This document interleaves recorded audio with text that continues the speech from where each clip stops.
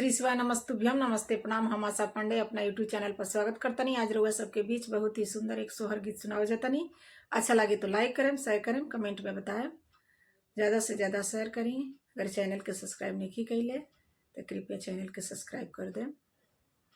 बारही दिना के बारहिया बारहियो ना बीतेला हो।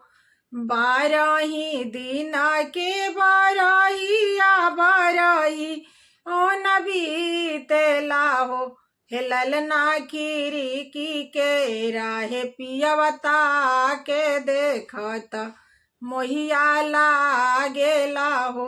हे ललना खीरी के राहे पियवता के देखत मोहिया लागेला हो। मचिया बैठल तू सासु सारा बेगुन में आगर हो।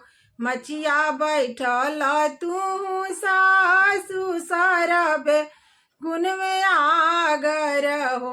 हे सासु तनी धरना हमरो होरी लावा पिया के मनवा राख अइती हो। हे सासु तनी धरना हमरो होरी लावा पिया के मनवा राख अइती हो। राम रसोईया तू गोतिन सारा बेगुन आगर हो। राम रसोईया तू गोतिन सारा बेगुन में आगर हो। हे गोतिन तनी धरना हमरो होरी लावा पिया के मनवा राख अइती हो।